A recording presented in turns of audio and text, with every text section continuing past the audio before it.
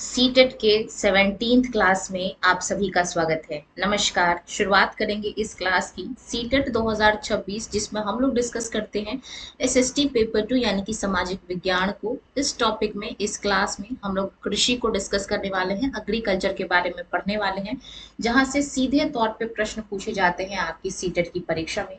तो NCERT based आपकी ये क्लासेस हैं और अब तक हमने टोटल 16 क्लासेस जो है वो कंप्लीट कर ली हैं। वो भी आपको डिस्क्रिप्शन बॉक्स में मिल जाएगा या फिर चैनल पे जाके आप उसको चेकआउट कर सकते हैं। सभी क्लासेस में आपको एनसीईआरटी जो है वो to the point topic wise class wise कराया गया है। तो चलिए स्टार्ट करते हैं इस क्लास को भी अपने इस क्वेश्चन के साथ, इस टॉपिक के साथ। 6 सितंबर 2026 को आपकी आगामी परीक्षा है। ऐसे में ये जो क्लासेस हैं आपके लिए काफी ज्यादा बेनिफिशियल होने वाला है। अगर आपने गलती से भी पीवाईक्यू उल्टाया होगा और फिर अपने क्लास यानी कि हमारी क्लास जो मैंने आपको 16th क्लास अब तक एसएसटी से संबंधित कराया है, महा मैराथन कराया है, उसमें अगर आपने चेक किया होगा तो कई सारे पीवाईक्यू के क्वेश्चन डायरेक्टली जो है वो कराए गए हैं सीधे तौर पे। तो क्लास का केवल एक ही मोटिव है, आपको सीटेट में अच्छे नंबरों से पास करवाना। तो चलिए शुरुआत कर लेते हैं इस ताबड़तोड़ क्लास की प्रश्न संख्या 1 के साथ। Question number first on the screen.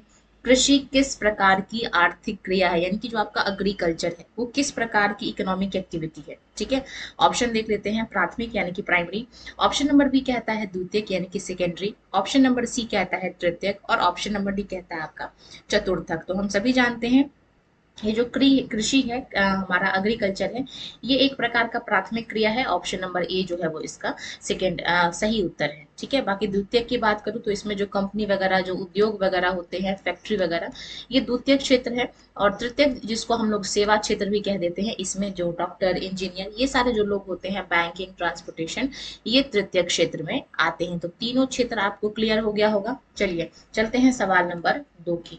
देखिए यही अपने क्लास की खासियत है कि हम क्वेश्चन तो डिस्कस करते ही हैं, साथ के साथ जो एडिशनल पॉइंट्स जो पॉसिबल है, जो इंपॉर्टेंट है, वो भी हम साथ के साथ डिस्कस कर लेते हैं, ताकि सवाल कहीं से भी पूछे आंसर आपको पता हो। बाकी क्वेश्चन नंबर सेकंड देखेंगे। एग्रीकल्चर शब्द की उत्पत्ति किस भाषा से हुई है। ऑप्शन देख लीजिए।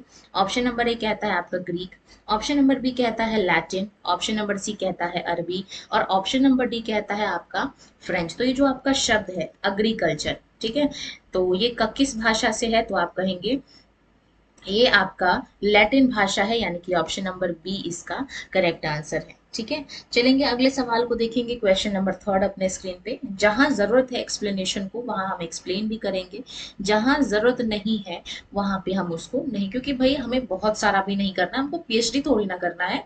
हमें तो टू द पॉइंट पढ़ाई करना है, कम पढ़ाई करना है, सटीक पढ़ाई करना है और सीटेट में अच्छे मार्क्स स्कोर करना है। बस यही मोटिव है अपने इस क्लास का।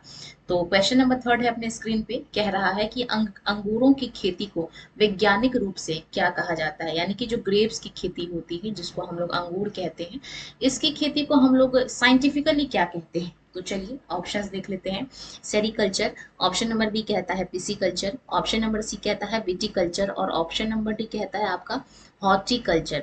तो हम सेरिकल्चर किसको कहते हैं, आप कहेंगे रेशम कीटों का जो पालन है उसको हम लोग सेरिकल्चर कहते हैं। पिसिकल्चर में आपका मछली पालन आ जाता है, तो ये भी आपको ध्यान रखना है।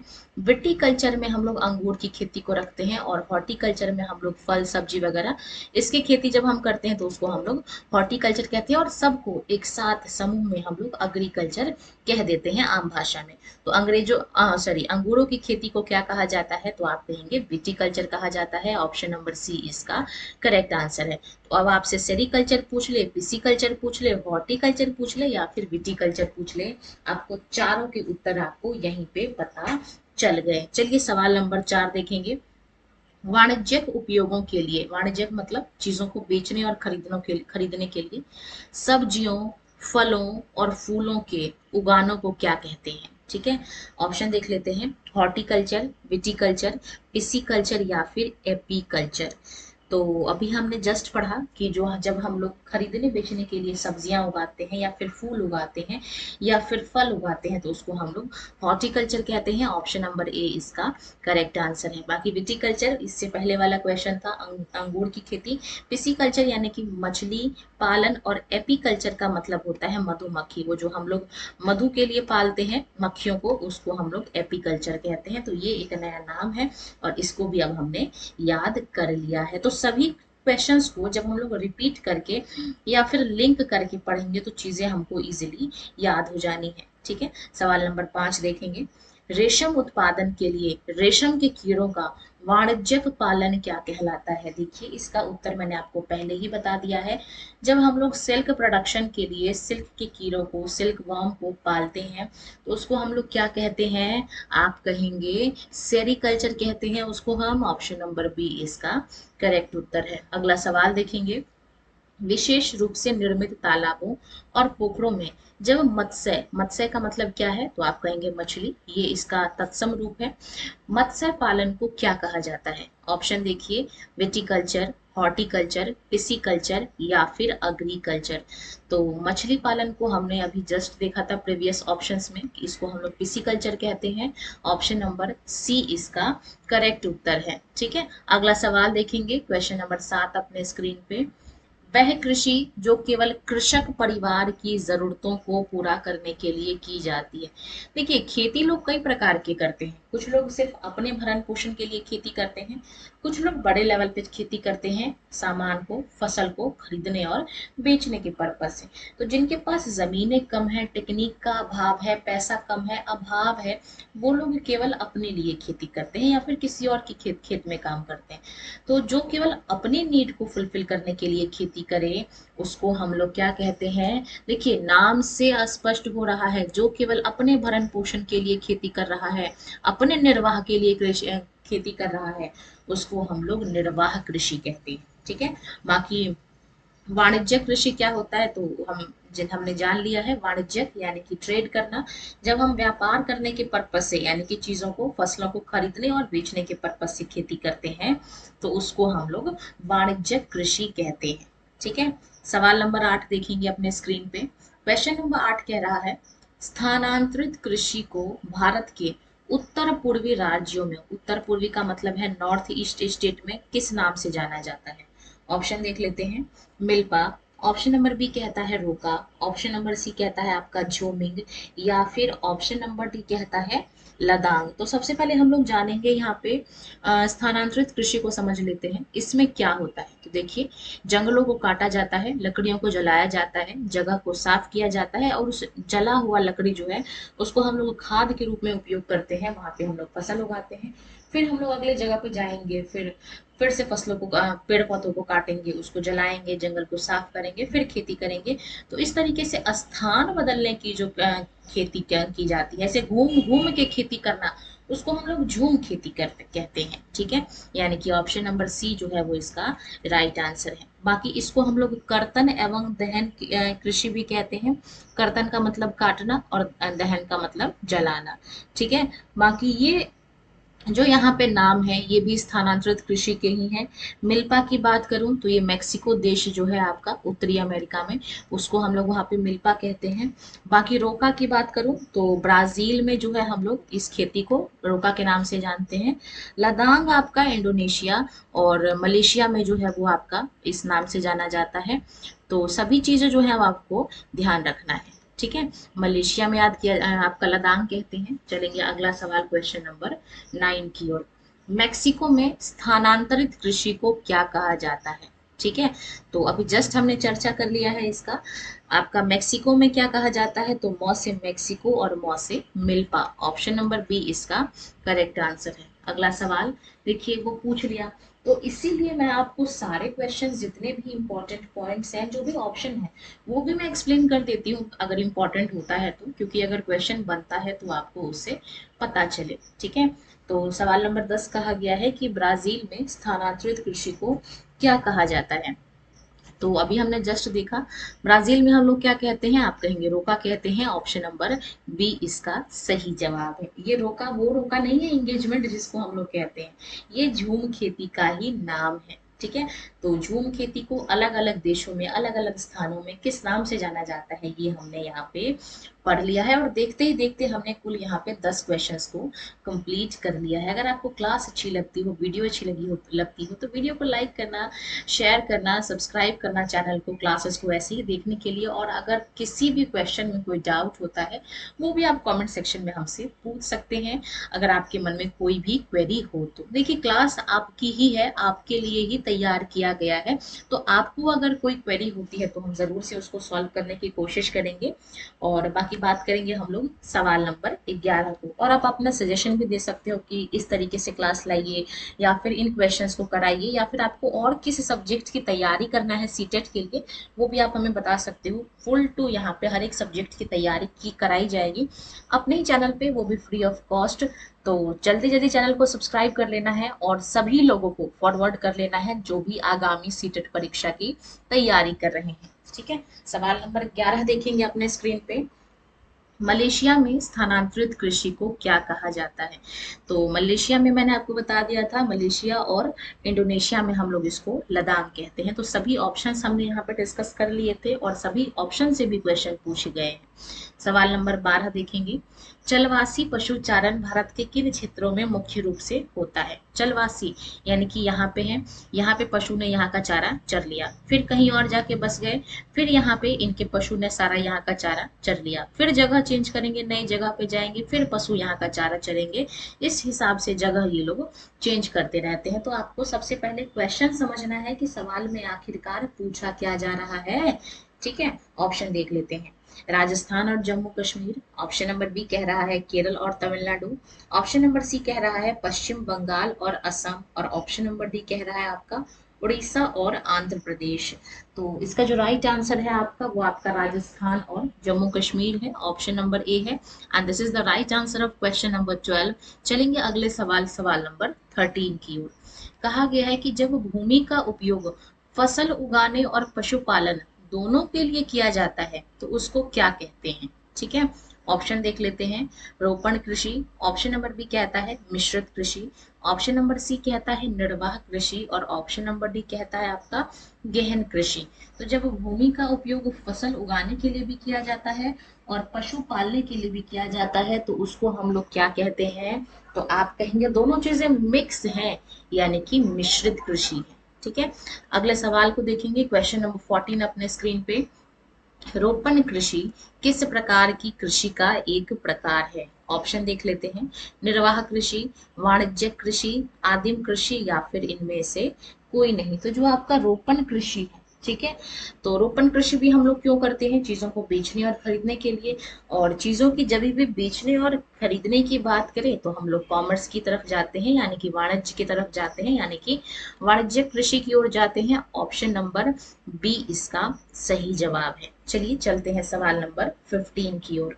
भारत में चाय के बागान मुख्य रूप से कहाँ पाए जाते हैं? ऑप्शंस देख लेते हैं। गुजरात, ऑप्शन नंबर बी कहता है असम, ऑप्शन नंबर सी कहता है पंजाब, और ऑप्शन नंबर डी कहता है आपका उत्तर प्रदेश में। तो भारत में जो चाय के बागान है वो बेसिकली आपका असम में पाया जाता है। ऑप्शन नंबर बी जो है वो इसका करेक्ट आंसर है। कमेंट सेक्शन में आपने बताने की कोशिश करनी है कि चाय की खेती के लिए किस प्रकार की मिट्टी चाहिए, कैसा टेम्परेचर चाहिए, कितनी वर्षा चाहिए, और चाय जो है वो भारत में सबसे ज्यादा कहाँ होता है और विश्व में सबसे ज्यादा चाय की खेती कहाँ होती है। ये सभी चीजें आपको जो है वो कमेंट सेक्शन में बताने की कोशिश करनी है। ठीक है, जब मैं इस तरीके से कमेंट सेक्शन में चीजें बताने के लिए कहती हूँ, और कई बार मैंने कहा भी है और मैंने इसका कारण भी एक्सप्लेन किया होगा। अगर आप हमारे चैनल पे पुराने हैं तो आप जानते होंगे जो चीजें इंपॉर्टेंट होती हैं केवल वही चीज मैं आपको कहती हूँ कि इसके, ताकि आप उसके बारे में स्टडी करें, पढ़ें, चीजों को समझें, और क्या क्या प्रश्न बनने की पॉसिबिलिटी हो सकती है सभी चीजें आपको पता हो। इसलिए हम कहते हैं कि ये जो भी चीजें कमेंट करने के लिए, उसका मतलब हम ये आपसे ये एक्सपेक्ट कर रहे हैं कि आप उसके बारे में थोड़ा स्टडी करें। सवाल नंबर 16 देखेंगे। चावल की फसल के लिए किस प्रकार की जलवायु की आवश्यकता होती है?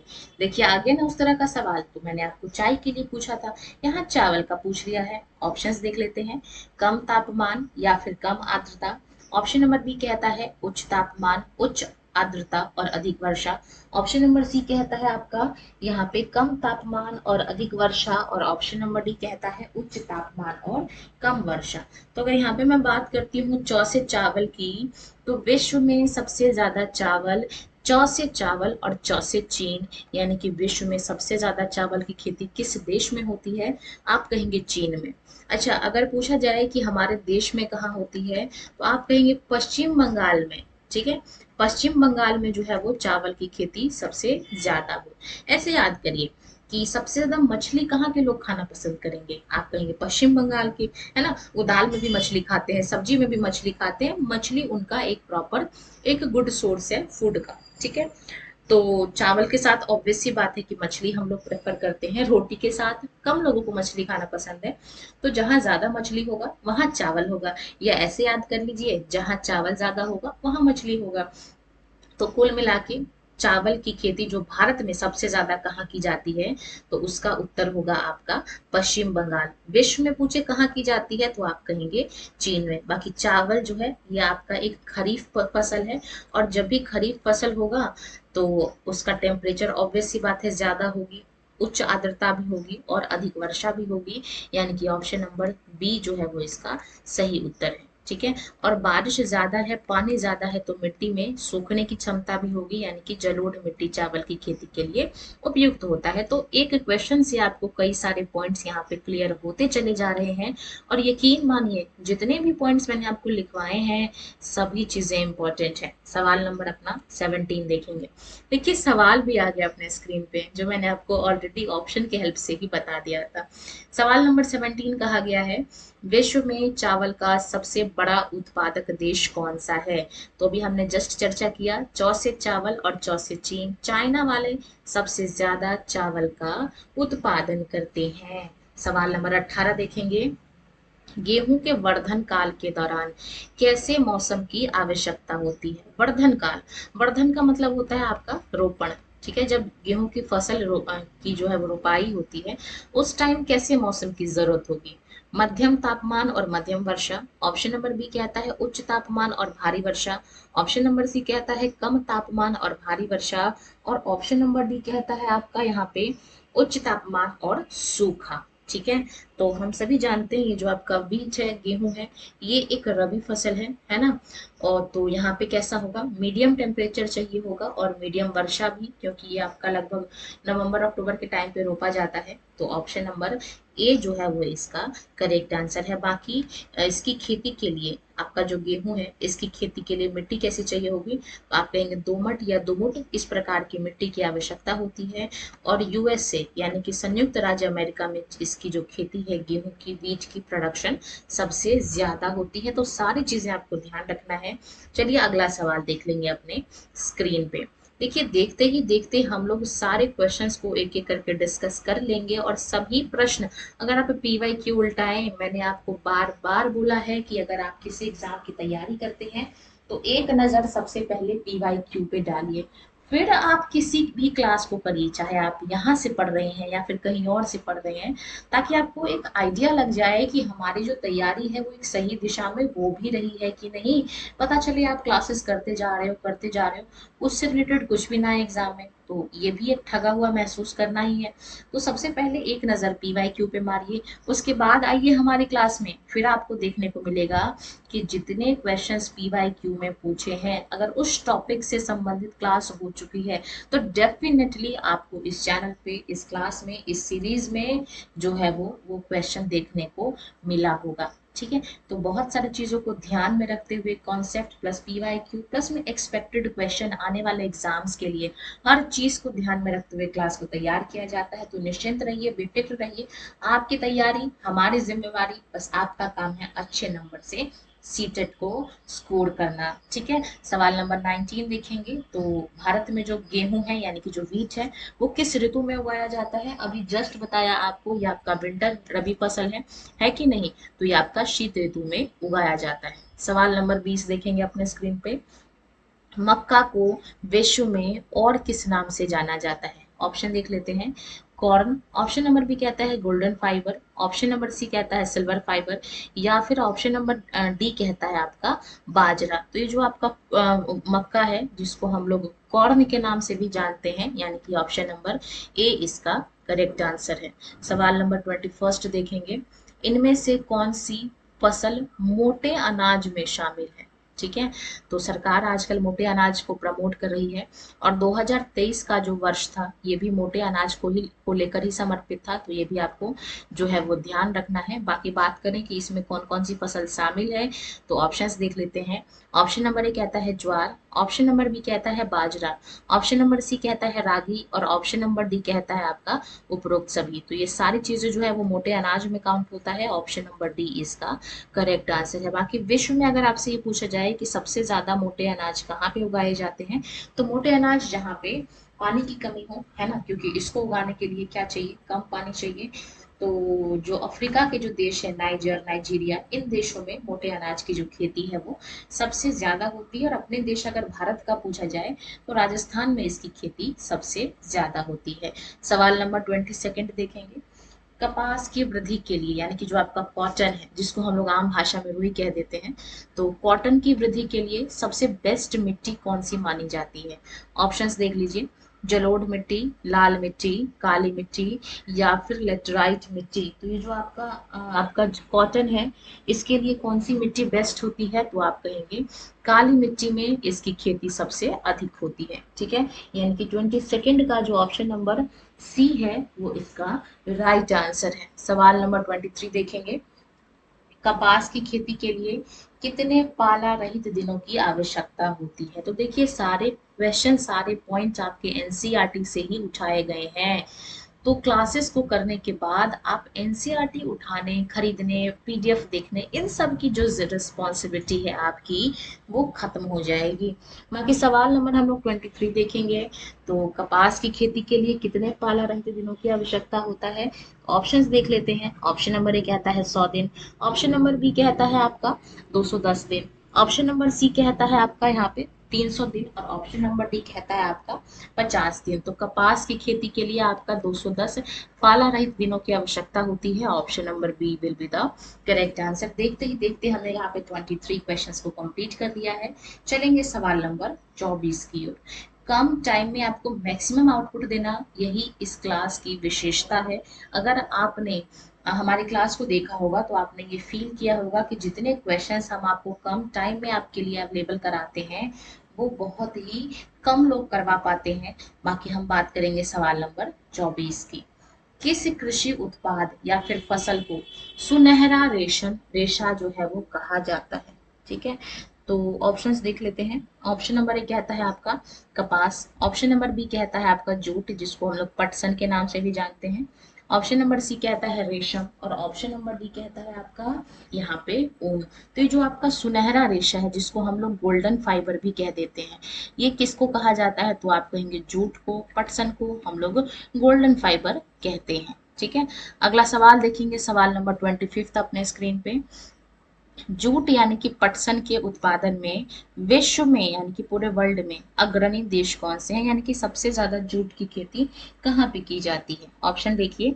भारत और बांग्लादेश, ऑप्शन नंबर बी कहता है चीन और जापान, ऑप्शन नंबर सी कहता है अमेरिका और कनाडा और ऑप्शन नंबर डी कहता है आपका ऑस्ट्रेलिया और न्यूजीलैंड। तो ये जो आपकी जूट है इसकी खेती सबसे ज्यादा हमारा देश इस पे टॉप पे है और इसका जो पड़ोसी देश है बांग्लादेश वो सेकंड नंबर पे आता है। तो ये आपका इसका सही उत्तर है। अब जूट से संबंधित प्रश्न पूछ ही लिया गया है तो आपको ये भी ध्यान रखना है कि जूट जो है उसकी खेती के लिए भी आपको जलोढ़ मिट्टी की आवश्यकता होती है। सवाल नंबर 26 देखेंगे।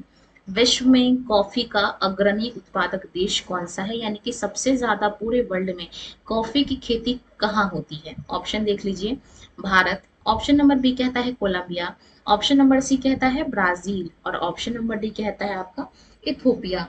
तो पूरे वर्ल्ड में जो कॉफी का सबसे ज्यादा प्रोडक्शन होता है वो आपके ब्राजील देश में होता है। ठीक है, option number C will be the correct answer. ठीक है, और अगर कॉफी की बात आ ही गई है तो जानकारी के लिए आपको ये चीज पता होना चाहिए कि भारत में मेनली दो तरह की कॉफी की किस्में पाई जाती हैं। बाबा बुदान की पहाड़ी पे जो है वो कॉफी की खेती करना सबसे पहले शुरू हुई थी और वो दो प्रकार कौन से हैं ये आपको कमेंट सेक्शन में बताने की कोशिश करनी है और कहाँ से लाई गई थी। सवाल नंबर 27 देखेंगे। चाय के पौधे के वृद्धि के लिए कैसी जलवायु आदर्श मानी जाती है? ऑप्शंस देख लेते हैं। उष्ण और आर्द्र जलवायु और वर्ष भर वर्षा। ऑप्शन नंबर बी कहता है ठंडी और अत्यधिक शुष्क।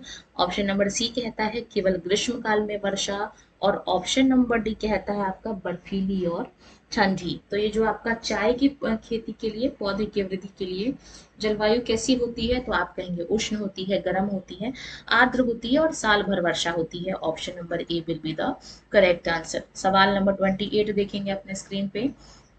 कृषि विकास का मुख्य उद्देश्य क्या है? ठीक है, यानी कि एग्रीकल्चर डेवलपमेंट का मेन पर्पस क्या है? ऑप्शंस देख लेते हैं। बढ़ती जनसंख्याओं की खाद्य मांग को पूरा करना। ऑप्शन नंबर बी कहता है आपका केवल निर्यात बढ़ाना। ऑप्शन नंबर सी कहता है वनों की कटाई करना। और ऑप्शन नंबर डी कहता है किसानों को शहरों में भेजना। तो भाई यहाँ पे कृषि का विकास करना है, एग्रीकल्चर को डेवलप करना है। तो किसान अगर शहर में चले जाएंगे तो इससे खेती कम हो जाएगी, फसल को काटेंगे तो यहाँ पर्यावरण को नुकसान होगा। केवल एक्सपोर्ट पे ध्यान देंगे तो काम नहीं चलेगा।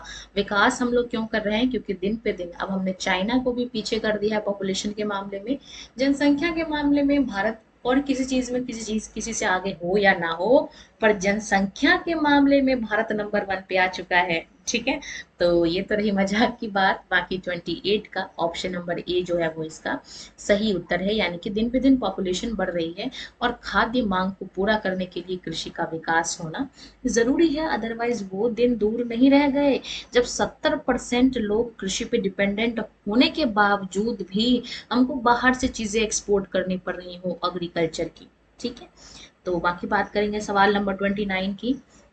भारत में मुख्य रूप से कितनी फसल ऋतुएं होती हैं? फसल ऋतुएं, क्वेश्चन भी ध्यान से पढ़ना है। ठीक है, ऋतु नहीं पूछा है, फसल ऋतु पूछा है। ऑप्शंस देख लेते हैं। दो, ऑप्शन नंबर बी कहता है तीन, ऑप्शन नंबर आपका सी कहता है चार और ऑप्शन नंबर डी कहता है आपका पांच। तो भारत में जो कुल आपका यहाँ पे फसल ऋतु है वो कितने हैं? तो आप कहेंगे यहाँ पे तीन टोटल फसल ऋतु है। Option number B will be the correct answer. कौन कौन सा है तो चलिए वो भी लिखवा देते हैं। हालांकि हो सकता है कि आगे क्वेश्चन पूछ लिया जाए इससे संबंधित, पर चलिए कोई बात नहीं, यहीं पे आपको लिखवा देते हैं, रिवाइज ही हो जाएगा ना, और क्या होगा।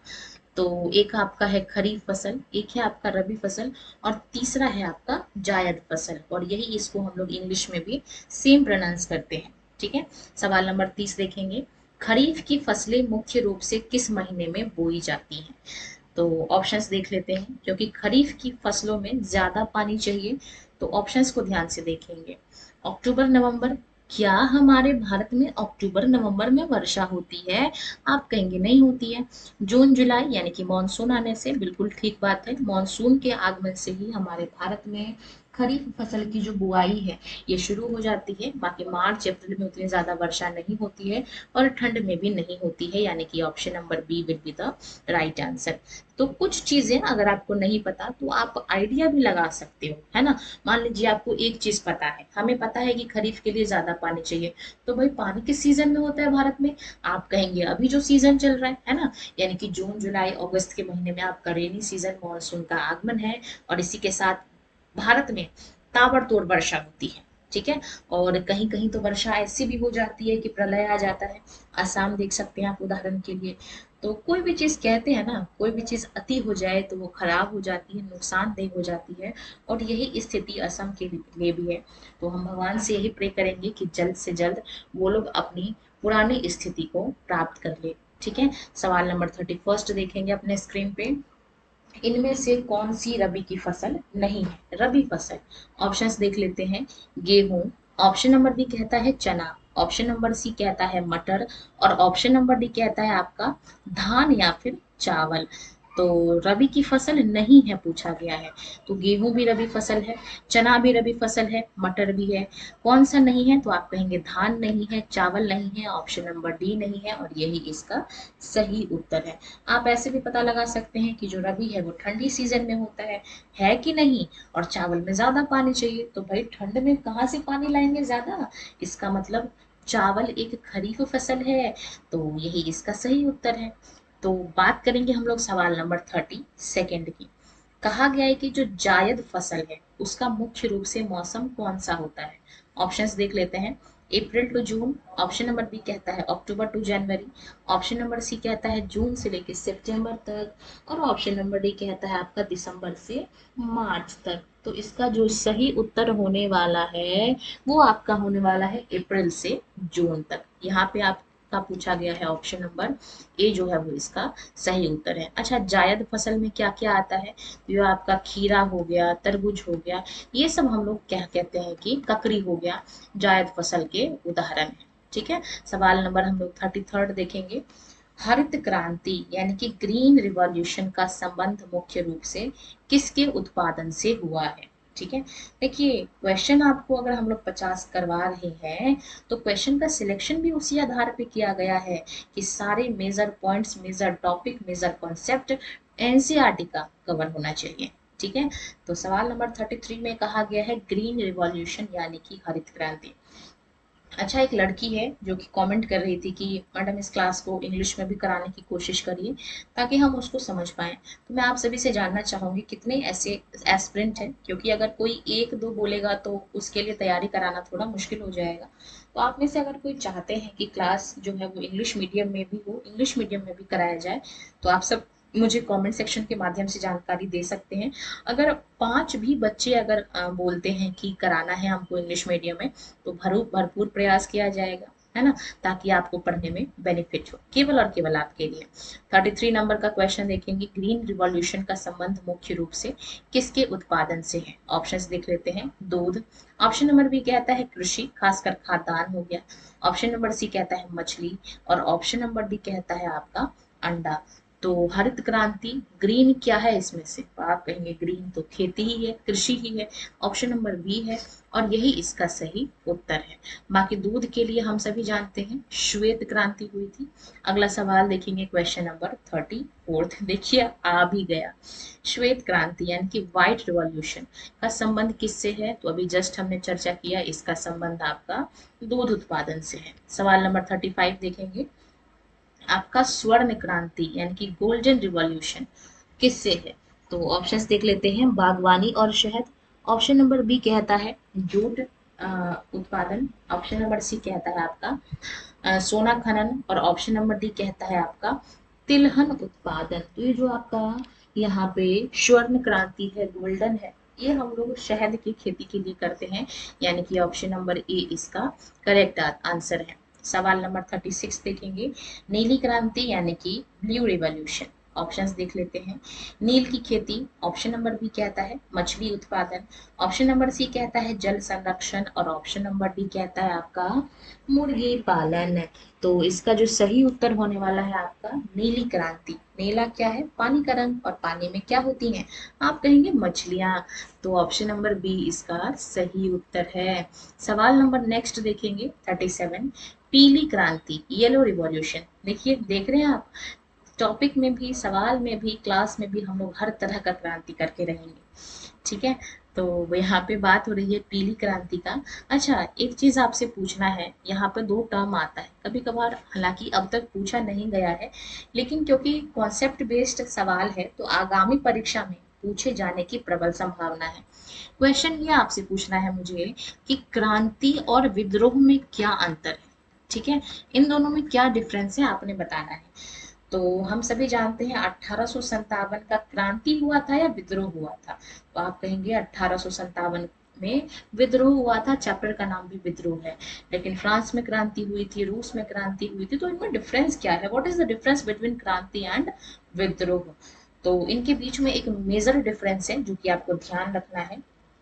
क्रांति का मतलब होता है फंडामेंटल चेंज, जब बदलाव से हर हर तबके के लोग प्रभावित हो जाएं, उसको हम लोग क्रांति कह देते हैं। जैसे कि आपका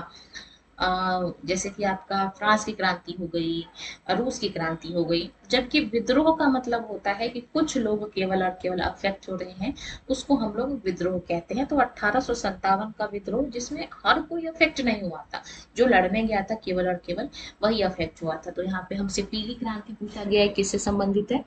तो इसका जो सही उत्तर आपका है वो है आपका ऑयल सीड्स यानी कि तिलहन, ऑप्शन नंबर बी, पर ये इसका करेक्ट आंसर है। सवाल नंबर 38 देखेंगे, रजत क्रांति यानी कि सिल्वर रिवॉल्यूशन, ऑप्शन देख लेते हैं, अंडा या फिर पोल्ट्री उत्पादन। ऑप्शन नंबर बी कहता है कपास उत्पादन। ऑप्शन नंबर सी कहता है दूध उत्पादन, या फिर ऑप्शन नंबर डी कहता है आपका चांदी का खनन। तो ये जो आपका सिल्वर रिवॉल्यूशन है ये आपके अंडा उत्पादन से रिलेट करता है, ठीक है, यानी कि ऑप्शन नंबर ए इसका सही उत्तर है। ठीक है, अगला सवाल देखेंगे, क्वेश्चन नंबर 39। भारत में कृषि और ग्रामीण विकास के लिए शीर्ष बैंक कौन सा है, यानी कि वो कौन सा बैंक है जो कि एग्रीकल्चर के लिए काम करता है। ऑप्शंस देख लेते हैं, RBI, option option number B कहता है एसबीआई, ऑप्शन नंबर सी कहता है नाबार्ड, और ऑप्शन नंबर डी कहता है आपका सेबी। तो भारत में जो कृषि के विकास के लिए काम करता है बैंक, उसको हम लोग कहते हैं यहाँ पे नाबार्ड कहते हैं, national bank for agriculture and rural development. ठीक है, ऑप्शन नंबर सी इसका सही उत्तर है। बाकी आरबीआई को हम लोग बैंकों का बैंक कहते हैं, ये भारत का सेंट्रल बैंक है। एसबीआई सरकारी बैंक है, आपका व्यापारिक बैंक है। बाकी जो सेबी है, security exchange board of India, ये आपका स्टॉक मार्केट से संबंधित है। तो सभी बैंकों की अपनी खासियत है और सभी बैंक अपने आप में इंपॉर्टेंट है। फिलहाल इस क्वेश्चन का सही उत्तर हमारा ऑप्शन नंबर सी नाबार्ड है। चलिए आज के 40 नंबर सवाल को देखेंगे। देखिए, नाबार्ड की स्थापना कब हुई थी? तो national bank of agriculture and rural development. तो नाबार्ड की जो स्थापना हुई थी ये कब हुई थी? तो आप कहेंगे नाबार्ड की जो स्थापना है, ऑप्शंस देख लेते हैं। ऑप्शन नंबर ए कहता है 1980, ऑप्शन नंबर बी कहता है आपके पास यहाँ पे 1982, ऑप्शन नंबर सी कहता है 1990, और ऑप्शन नंबर डी कहता है आपको 1992। तो नाबार्ड की स्थापना आपका 1982 में हुआ था, ऑप्शन नंबर बी में हुआ था, और ये ऑप्शन इसका सही जवाब है। 41 नंबर सवाल को देखेंगे। सरकार द्वारा किसानों को उनकी फसलों के लिए घोषित न्यूनतम मूल्य क्या कहलाता है? ऑप्शंस देख लेते हैं, अधिकतम खुदरा मूल्य, ऑप्शन नंबर बी कहता है न्यूनतम समर्थन मूल्य, ऑप्शन नंबर सी कहता है उचित मूल्य, और ऑप्शन नंबर डी कहता है आपका बाजार मूल्य। तो देखिए क्या होता है, कभी कभार किसान जो था, क्योंकि किसान जो है हमारा हमारी जो कृषि है हमारे देश की, वो टोटली डिपेंडेंट है सीजन पे। ठीक है, बारिश का पानी हुआ तो खेत में पानी जाएगा, नहीं हुआ तो नहीं जाएगा।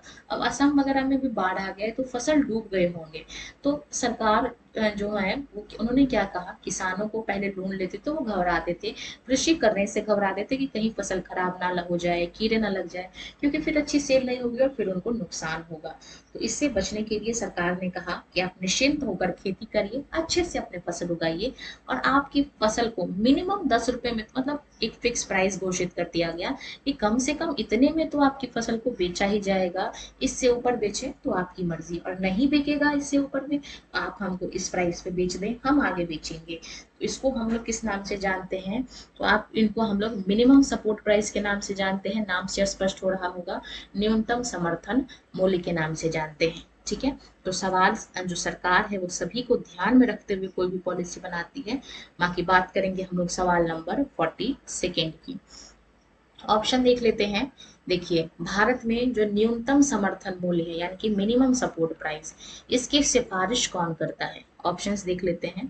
वित्त मंत्रालय यानी कि finance minister, option number B कहता है कृषि लागत और मूल्य आयोग, ऑप्शन नंबर सी कहता है आपका नीति आयोग, और ऑप्शन नंबर डी कहता है आपका नाबार्ड। तो इसकी जो सिफारिश है वो आपका ऑप्शन नंबर बी करता है, यानी कि कृषि लागत और मूल्य आयोग करता है। This is the right answer of this question. सवाल नंबर 43 को देखेंगे।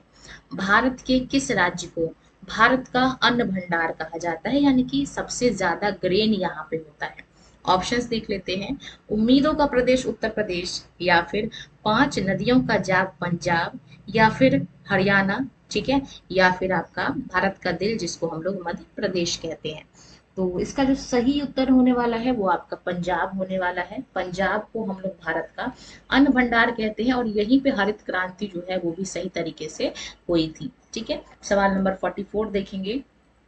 चाय की पत्तियों को चुनने के लिए मुख्य रूप से किसकी आवश्यकता होती है? ऑप्शंस देख लेते हैं। भारी मशीनों की, ऑप्शन नंबर बी कहता है भारी बड़ी संख्या में सस्ते और कुशल श्रम की, ऑप्शन नंबर सी कहता है रासायनिक उर्वरकों की, या फिर ऑप्शन नंबर डी कहता है आपका कम पानी की। तो चाय की पत्तियों को चुनने के लिए कई बार आपने चित्र में भी देखा होगा, या फिर कभी आप घूमने गए होंगे असम या पश्चिम बंगाल, दार्जिलिंग की तरफ, तो आपने देखा होगा कई सारी महिलाएं पीठ में, अपने पीठ पे एक तरीके का लकड़ी सा बना हुड जैसा होता है, वो लटकाए होती है और उसमें पत्तियां चुन के ऐसे ऐसे फेंकती हैं। ठीक है, तो चाय की पत्तियों को चुनने के लिए बड़ी संख्या में, क्योंकि हमारे भारत में खासकर यहाँ पे लोग इतने टेक्निकली अभी तक डिपेंडेंसी नहीं हुई है, और हमारे यहाँ पॉपुलेशन भी सबसे ज्यादा है, इसलिए सस्ता में उनको जो है वो लोग भी मिल जाते हैं काम करने के लिए। तो ऑप्शन नंबर बी, यानी कि बड़ी संख्या में उनको सस्ते और कुशल श्रम मिल जाते हैं, खासकर महिलाएं मिल जाती हैं। ऑप्शन नंबर बी इसका करेक्ट आंसर है। सवाल नंबर 45 देखेंगे अपने स्क्रीन पे। सहकारी कृषि सबसे अधिक सफल किस देश में रही है? ऑप्शंस देख लेते हैं। ये जो आपका कॉर्पोरेटिव एग्रीकल्चर है, ऑप्शन देखिए। ऑप्शन नंबर ए कहता है भारत, ऑप्शन नंबर बी कहता है डेनमार्क, ऑप्शन नंबर सी कहता है रूस, और ऑप्शन नंबर डी कहता है अमेरिका। तो ये सवाल आज तक किसी परीक्षा में नहीं पूछा गया है सीटेट के। हाँ, लेकिन सवाल इंपॉर्टेंट है और सरकार आजकल इस पे ध्यान भी दे रही है, तो आगामी परीक्षा के लिए ये सवाल यहाँ पे इंपॉर्टेंट हो जाता है। बाकी बात करेंगे इसका। अच्छा, कई लोग ये कहते हैं कि सीटेट में तो रिपीटेड जो मतलब जो भी पीवाईक्यू में पूछा गया है वही क्वेश्चन पूछ लेते हैं। तो भाई अगर ऐसा होता तो सीटेट का जो आपका रिजल्ट है वो 3%, 4%, 5% ऐसा नहीं होता। आजकल सीटेट भी टफ हो गया है पहले से, तो पहली वाली बात नहीं रह गई है कि पीवाईक्यू देख लो, कुछ कॉन्सेप्ट्स पढ़ लो और सीटेट क्लियर नहीं, उसमें भी आपको मेहनत की जरूरत होगी। और हम लोग ये जो क्लास है वो इसी चीज को ध्यान में रखते हुए आपके लिए लाते हैं। बाकी इसका जो सही उत्तर है वो आपका डेनमार्क है, ऑप्शन नंबर बी है, और यही सही इसका उत्तर है। सवाल नंबर 46 देखेंगे। ट्रकों द्वारा सब्जियों को बाजार तक पहुंचाने वाली कृषि में किस पर जोर दिया जाता है? ऑप्शंस देख लीजिए। अनाज, ऑप्शन नंबर बी कहता है सब्जियां, ऑप्शन नंबर सी कहता है फल, या फिर ऑप्शन नंबर डी कहता है आपका फूल। तो इसका जो करेक्ट आंसर होने वाला है वो आपको होने वाला है सब्जियां। ठीक है, ऑप्शन नंबर बी इसका करेक्ट उत्तर है। अगला सवाल देखेंगे, सवाल नंबर 47 अपने स्क्रीन पे। भारत के मेघालय में सिंचाई के लिए किस पारंपरिक प्रणाली का उपयोग किया जाता है? अच्छा, एक इम्पॉर्टेंट सवाल है कि भारत में सबसे अधिक वर्षा कहाँ पर होती है? तो आपने मासिन राम का नाम सुना होगा, है ना? मासिन राम का नाम जो है वो हम लोग सुनते हैं। तो ये जो मासिन राम है ये कहाँ पे है? तो आप कहेंगे मेघालय में, यानी कि कहने का मतलब ये है कि मेघालय में सबसे ज्यादा वर्षा होती है, नॉर्थ ईस्ट अपना स्टेट है। तो यहाँ पे बात करेंगे कि यहाँ पे सिंचाई के लिए किस प्रणाली का उपयोग किया जा रहा है। ऑप्शंस देख लेंगे। नहर सिंचाई, बांस ड्रिप सिंचाई, कुआं सिंचाई, या फिर स्प्रिंकलर सिस्टम। तो इसका जो राइट आंसर होने वाला है वो आपका बांस ड्रिप सिंचाई होने वाला है। Option number B will be the correct answer. Question number 48 देखेंगे। गहन निर्वाह कृषि मुख्य रूप से कहाँ प्रचलित है? ऑप्शंस देख लेंगे। कम आबादी वाले क्षेत्र में, ऑप्शन नंबर बी कहता है आपका घनी आबादी वाले मानसूनी क्षेत्र में, ऑप्शन नंबर सी कहता है रेगिस्तानी क्षेत्र में, या फिर ऑप्शन नंबर डी कहता है आपका ठंडे प्रदेशों में। तो ये जो गहन निर्वाह कृषि है ये आपका जहाँ पे आबादी ज्यादा हो और मानसून वाला मौसम हो वहां पे ये प्रचलित है। सवाल नंबर 49 देखेंगे, इंपॉर्टेंट क्वेश्चन है। भारत में हरित क्रांति के जनक जो है वो किसको कहा जाता है? भारत में पूछा गया है, तो हड़बड़ा के आप आंसर नहीं लगा दोगे, पहले आप क्वेश्चन को ध्यान से पढ़ोगे। इंडिया में जो ग्रीन रिवॉल्यूशन हुआ उसके फादर किसको कहा जाता है? ऑप्शंस देख लेते हैं। Doctor Verghese Kurien, option number B कहता है M S Swaminathan, option number C कहता है नॉर्मन बोरलॉग, और ऑप्शन नंबर डी कहता है सी सुब्रमण्यम। तो ये जो आपका हरित क्रांति है, ग्रीन रिवॉल्यूशन है, इसके फादर भारत में हम लोग एम एस स्वामीनाथन को मानते हैं। नॉर्मन बोरलॉग को हम लोग वर्ल्ड में ग्रीन रिवॉल्यूशन के फादर मानते हैं। बाकी वर्गीस कुरियन की बात करूं तो उसके दूध क्रांति यानी कि दुग्ध क्रांति, व्हाइट रिवॉल्यूशन के फादर मानते हैं भारत के अंदर। तो सारे नाम इंपॉर्टेंट हैं, सभी चीजें इंपॉर्टेंट है, और इसको हमको अच्छे से काम करना है। सवाल नंबर नेक्स्ट देखेंगे 50, आज का अंतिम क्वेश्चन। विश्व स्तर पर हरित क्रांति के जनक कौन थे? देखिए आ भी गया सवाल। तो अभी जस्ट बताया मैंने आपको कि वर्ल्ड लेवल पे नॉर्मन बोरलॉग जो है वो इसका सही उत्तर है। This is the he was the father of green revolution in world. ठीक है। तो इसी के साथ आज के हमारे टॉप इम्पोर्टेंट क्वेश्चंस जो है वो कृषि से संबंधित यहीं पे कंप्लीट होते हैं। क्लास अच्छी लगी हो, क्वेश्चन अच्छे लगे हो तो क्लास को लाइक करना, शेयर करना, चैनल को सब्सक्राइब करना, ऐसे ही क्लासेस को कॉन्टिन्यूसली देखने के लिए। धन्यवाद।